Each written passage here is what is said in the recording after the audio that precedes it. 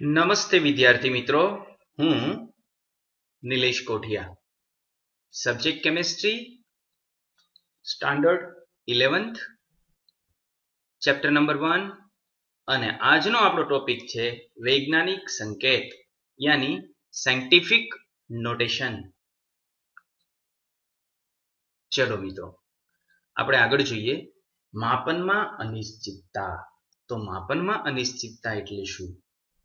દાખલા તરીકે આપણે કોઈ પણ પ્રયોગ કરીએ તો તેના પરથી આપણને પ્રાયોગિક પરિણામ મળે, પણ આ પ્રાયોગિક પરિણામ સાથે કંઈક એને લગતા સૈદ્ધાંતિક પરિણામ પણ હોય કે જે સૈદ્ધાંતિક ગણતરીઓ દ્વારા મેળવવામાં આવતા હોય છે. અલ્ટિમેટલી આ બંને એક પ્રકારની સંખ્યાઓ હોય છે. આ સંખ્યાઓને તેને અનુકૂળતા પ્રમાણે સ્વીકારવા માટે કેટલીક અર્થપૂર્ણ પદ્ધતિઓ હોય છે. તો આવી અર્થપૂર્ણ પદ્ધતિઓ છે એની આજે આપણે ચર્ચા કરીએ. વૈજ્ઞાનિક સંકેત, સાયન્ટિફિક નોટેશન. મિત્રો, અહીં આ કાર્બન છે, કોલસાનો પાવડર. આ છે કાર્બન. કાર્બન પરમાણુ સ્વરૂપે હોય એટલે એનો પરમાણુ ભાર 12 ગ્રામ પ્રતિ મોલ છે, માટે આપણે અહીં લઈએ છીએ 12 ગ્રામ કાર્બન. આ 12 ગ્રામ કાર્બનમાં પરમાણુઓની સંખ્યા આટલી હોય, 6.022 into 10⁻23, યાની 6022 પછી 20 મીંડા હશે, અહીં 0 ની સંખ્યા 20 હશે. આટલા બધા પરમાણુની સંખ્યા આપણને મળે છે. નેક્સ્ટ, માનો કે આપણે લઈએ છીએ ગ્લુકોઝ. આ જે ગ્લુકોઝ છે તેનું અણુસૂત્ર હોય C6H12O6. C6H12O6. એનો અણુભાર થાય 180 ગ્રામ પર મોલ. એટલે આપણે 180 ગ્રામ ગ્લુકોઝ અહીં લીધો છે. તેમાં અણુઓની સંખ્યા આટલી બધી હોય છે. અહીં જોઈ શકાય કે કાર્બનનું જે દળ છે એ 2 ડિજિટમાં છે, 1 2 એકમ અને દશક, યાની દળ ઓછું છે. જ્યારે અહીં ગ્લુકોઝનું દળ આપણે જોયું તો એકમ, દશક અને 100, એટલે અહીં ગ્લુકોઝનું દળ પણ ઓછું છે. કોની સાપેક્ષમાં? તો આ પરમાણુઓની જે સંખ્યા છે એ અને અણુઓની જે સંખ્યા છે એ, યાની અહીં દળ ઓછું હોય છે, અહીં પણ દળ ઓછું હોય છે, જ્યારે અહીં સંખ્યા ખૂબ વધારે હોય છે. આમ અહીં રસાયણ વિજ્ઞાનમાં આપણે કોઈ પણ પદાર્થ લેતા હોઈએ તો એમનું દળ ખૂબ ઓછું હોય પણ તેમાં રહેલા પરમાણુ અથવા અણુઓની સંખ્યા ખૂબ વધુ હોય છે. 12 ગ્રામ કાર્બન, પરમાણુની સંખ્યા આટલી બધી. આમાં રહેલા શૂન્યની સંખ્યા જુઓ, શૂન્યની સંખ્યા ખૂબ વધારે છે. માટે રસાયણ વિજ્ઞાનની અંદર આવી જે સંખ્યાઓ છે એમાં શૂન્ય ગણવા અથવા લખવા મુશ્કેલ હોય છે. માટે આવી સંખ્યા માટે સરવાળો, બાદબાકી, ગુણાકાર કે ભાગાકાર જેવી જે ગાણિતિક ક્રિયાઓ છે એ ગાણિતિક ક્રિયાઓનો ઉપયોગ ખરેખર પડકારરૂપ હોય છે. કારણ કે અહીંથી આટલા મીંડામાં જો 1-2 મીંડા રહી જાય તો આપણા આન્સરમાં મોટો તફાવત આવે.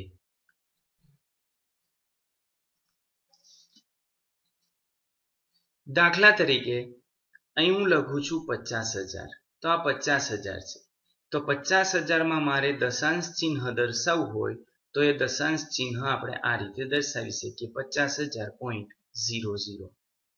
પણ હવે આને દર્શાવવા માટેની એક રીત છે, આ પોઈન્ટ છે એને મારે આંકડા પછી લઈ જવું છે, 5 પછી લઈ જવું છે. તો શું કરશું? કેટલા મીંડા છે? 1 2 3 ને 4, એટલે આને આપણે 10,000 વડે ભાગીએ તો ભાગ્યા 10,000, 50,000 ભાગ્યા 10,000. 10,000 વડે આપણે ભાગી નાખ્યા તો ગાણિતિક ક્રિયા માટે 10,000 વડે ગુણવા પડશે, કારણ કે આ 10,000 ઉડી જાય તો આપણને જવાબ કેટલો મળે? 50,000. હવે આ બેની આપણે ગાણિતિક ક્રિયા કરી નાખીએ તો અહીં 0 0 કેન્સલ થઈ જાય તો આન્સર મળશે આપણને 5.00 અને આ તો 10,000 છે જ. હવે આ 10,000 ને આપણે ઘાતાંકમાં લખી નાખીએ તો આમ લખી શકાય. આને આપણે કહીએ છીએ સાયન્ટિફિક નોટેશન, વૈજ્ઞાનિક સંકેત, અને એને આપણે આ રીતે કન્વર્ટ કરી શકીએ છીએ. આગળ જોઈએ, માનો કે આમ છે, પોઈન્ટ અહીં છે તો આપણે તો 5 પોઈન્ટ જોઈ છે તો 5 પોઈન્ટ લેવા માટે આને ગુણવા પડશે 10, 100, 1000 અને 10,000 વડે. તો આ આંકડાને 10,000 વડે ગુણીએ તો 5 જેટલી કિંમત એની થાય. તો 10,000 વડે આપણે ગુણી નાખશું તો આને ગુણ્યા કરવા પડે 10,000. 10,000 વડે ગુણીએ તો એની કિંમત ન બદલાય એટલે સામે આપણે એને 10,000 વડે ભાગી નાખીએ તો ભાગ્યા 10,000 એટલાની કિંમત એ જ રહેશે 0.0005. હવે આ બેની ગાણિતિક ક્રિયા આપણે કરી નાખીએ તો આ બેની ગાણિતિક ક્રિયા કરીએ એટલે એ આપણે જે જોતા હતા એ થઈ ગયા 5.00 અને અહીંયા આવશે 10⁴ પણ એ છેદમાં છે, અંશમાં જશે એટલે થઈ જશે 10⁻⁴. તો આ રીતે આપણને જોવા મળે. આમ એનું જે વ્યાપક સ્વરૂપ આપણે લેવું હોય તો સાયન્ટિફિક નોટેશનનું વ્યાપક સ્વરૂપ આપણે આમ લઈ શકીએ n.0 into 10⁻n. અહીં n બરાબર શું છે તો n બરાબર 1 થી ચાલુ કરીને 9.999 સુધીની સંખ્યા હોઈ શકે. 1.0 થી ચાલુ કરીને 9.999 સુધીની સંખ્યા હોઈ શકે. અહીંયા 0.9 ન હોઈ શકે, 1.9 હોઈ શકે, 0.9 ન હોઈ શકે અને 99.9 પણ ન હોઈ શકે, 9.99 હોઈ શકે. યાની અહીં n ની કિંમત 1.0 થી 9.99999 સુધી હોઈ શકે. અને આ જે સ્મોલ n છે એ સ્મોલ n ધન અથવા તો ઋણ પૂર્ણાંક સંખ્યા હોઈ શકે. અહીં આ ઋણ પૂર્ણાંક છે, આગળના દાખલામાં એ ધન પૂર્ણાંક હતી. હવે આપણે આગળ વધીએ ત્યાંથી તો આ એનું સાંકેતિક સ્વરૂપ છે સાયન્ટિફિક નોટેશનનું. આપણે આના કેટલાક ઉદાહરણો જોઈએ. દાખલા તરીકે આપણને આપેલું છે 232.508. આને મારે આમાં કન્વર્ટ કરવી છે. પોઈન્ટ પહેલા એક જ આંકડો રાખવો છે એટલે આ પોઈન્ટને મારે ખસેડી અને અહીં લઈ આવવો પડશે, અહીં 2 પોઈન્ટ કરવા પડશે. તો શું કરવું પડશે? આ રકમને આપણે 100 વડે ભાગીએ તો 2.32 આપણને મળે. તો ચાલો 100 વડે ભાગી નાખીએ તો બરાબર આપણે લખશું 232.508 ડિવાઇડેડ બાય 100. 100 વડે શા માટે ભાગ્યા છે? કારણ કે આપણે 2 પોઈન્ટ જોઈ છે એટલા માટે. તો 100 વડે ભાગી નાખ્યા તો સામે શું કરવું પડશે? ગુણ્યા 100 એટલે આનું મૂલ્ય એટલું જ રહે. હવે આની ગાણિતિક ક્રિયા આપણે કરી નાખીએ તો આની ગાણિતિક ક્રિયા થઈ જાય 2.32508 અને આ 100 એટલે 10⁵ થઈ ગયું સાયન્ટિફિક નોટેશન. અહીંયા n ની કિંમત કેટલી આવી? તો n ની કિંમત આટલી મળી આપણને. જોઈ 1 થી 10 ની વચ્ચે છે. આ કિંમત હંમેશા 1 અથવા 1 કરતા મોટી હોય અને 10 કરતા હંમેશા નાની હોય છે એટલી. ઓકે, અને જો 10 ની કેટલી ઘાત છે? 2 તો અહીં સ્મોલ n ની કિંમત કેટલી થશે? 2. રેડી? શોર્ટમાં આપણે જોઈએ તો અહીં આપણે આમ લખી શકીએ 232.508 આમ હતું. તો અહીં આપણે શું કરીએ છીએ? પોઈન્ટને આ બાજુ ખસેડીએ છીએ. કેટલા પોઈન્ટ ખસેડીએ છીએ? 2 પોઈન્ટ. એટલે આપણને આન્સર શું મળશે? આમ. પોઈન્ટને આપણે 2 પોઈન્ટ આ બાજુ ખસેડીએ એટલે એના ઉપર ઘાત જે છે એ કેવી આવે? પ્લસ. માનો કે આમ છે, આપણને આપેલું જે મૂલ્ય છે એ માનો કે આમ છે, પોઈન્ટ અહીં છે, તો સાયન્ટિફિક નોટેશનમાં કન્વર્ટ કરવા માટે પોઈન્ટને ક્યાં ખસેડવો પડે? અહીં ખસેડવો પડશે, અહીં લાવવો પડશે પોઈન્ટને. 2.32 કરવું પડશે. કેટલા સ્થાન ફેરવવું પડશે? 1 2 3 4 ને 5.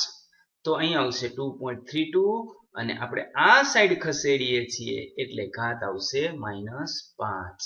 યાની જો એરો આ સાઈડ ખસેડીએ આપણે, આ દશાંશ ચિહ્ન છે, આ જે દશાંશ ચિહ્ન છે એને આપણે આ સાઈડ ખસેડીએ, ડાબી બાજુ તરફ ખસેડીએ તો ઘાત કેવી આવશે? પોઝિટિવ ઘાત આવશે. અને જો એને જમણી બાજુ તરફ ખસેડીએ એરાને તો ઘાત કેવી આવશે?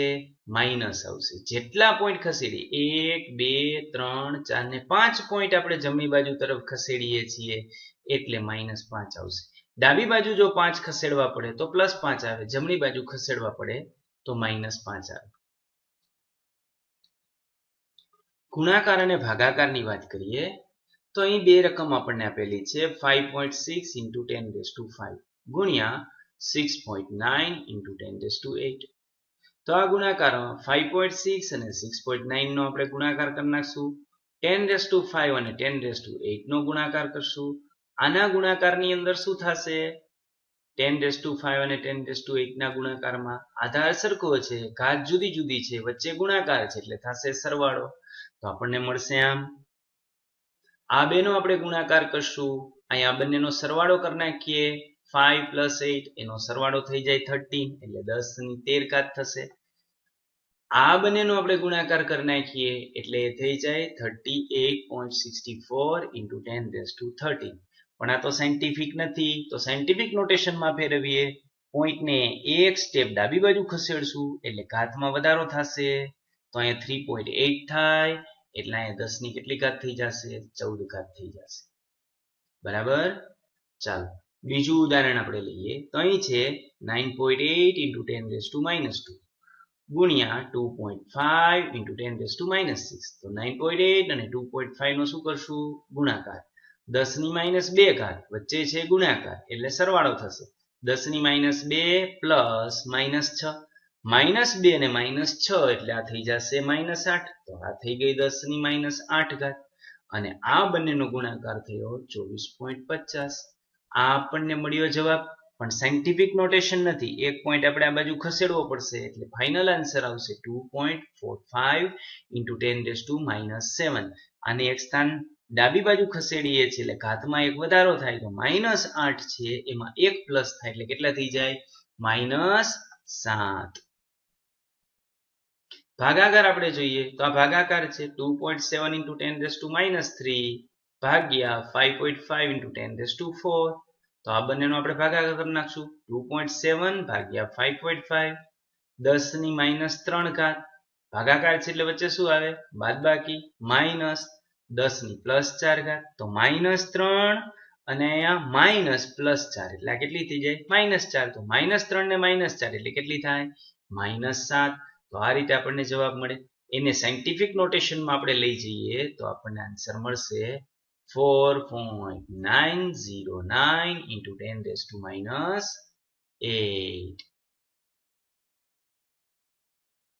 સરવાળો અને બાદબાકી. ગુણાકાર અને ભાગાકાર કરતા આના સરવાળા અને બાદબાકી આપણને અઘરા પડે છે. કારણ કે સરવાળા બાદબાકીમાં સૌપ્રથમ એના જે ઘાતાંક છે એ સરખા કરવા પડે છે અને ત્યારબાદ આપણે એનો સરવાળો કે બાદબાકી કરી શકીએ છીએ. એટલે સૌપ્રથમ ઘાતાંક સરખા કરવા અને ત્યારબાદ એની ગાણિતિક ક્રિયા કરવી. દાખલા તરીકે માનો કામ છે 6.65 × 10⁴ પ્લસ 8.95 × 10⁻3. તો અહીં આપણે શું કરશું? આ 10⁴ ઘાત છે, અહીંયા 3 ઘાત છે, અહીં હું 3 ઘાત કરી નાખું. તો આને હું આમ લખીશ 6.65 × 10 × 10⁻3. 10 × 10⁻3 આ 10⁻3 અને આ 10⁻3 ઘાતાંક સરખી થઈ ગઈ. આ 10 વધ્યા તો એને અહીંયા આપણે ગુણાકારમાં જવા દઈએ એટલે ત્યાં કેટલા થઈ જાય? 66.5 × 10⁻3 અને અહીંયા આપણને મળ્યા આ રીતે. હવે 10⁻3 ઘાત છે, સામાન્ય કાઢીએ તો અહીંથી 10⁻3 સામાન્ય નીકળશે એટલે આ બંનેનો શું થશે? સરવાળો. તો આ રીતે મળે 66.5 પ્લસ 8.95 અને 10⁻3 સામાન્ય. હવે આનો સરવાળો આપણે કરી નાખીએ એટલે એનો સરવાળો આપણને મળે 75.45. 55 into 10 raised to 3 આ આન્સર થયો. સાયન્ટિફિક નોટેશનમાં ફેરવીએ એટલે પોઈન્ટ અહીંયા જાય અને 10 ની કેટલી ઘાત થઈ જાય 4 ઘાત. તો આ થઈ ગયું સાયન્ટિફિક નોટેશન. બાદબાકી હવે આપણે જોઈએ તો આમાં બાદબાકી કેવી રીતે થાય. તો બાદબાકી માટે પણ સેમ નિયમ, ઘાતાંક સરખા કરવા અને ત્યારબાદ સરવાળો અથવા બાદબાકી કરવા. તો એ જ લીધું છે આગળ જે હતું એ, માત્ર અહીં માઇનસ કરી નાખ્યું છે પ્લસની જગ્યાએ. તો અહીંયા 10 ની 4 ઘાત છે, તો પહેલા આપણે કર્યું તો એવી જ રીતે 10 ગુણ્યા 10 ની 3 ઘાત.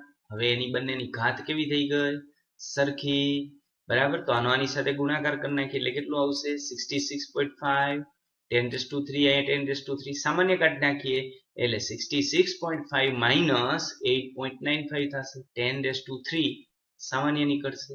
આની આપણે બાદબાકી કરી નાખીએ તો એની બાદબાકી આપણને મળે છે 57.55 into 10 raised to 3. સાયન્ટિફિક નોટેશનમાં ફેરવો, એક દશાંશ ચિહ્ન ડાબી બાજુ જશે તો અહીંયા ઘાત જમણી બાજુ જશે એટલે એક એમાં પ્લસ થશે.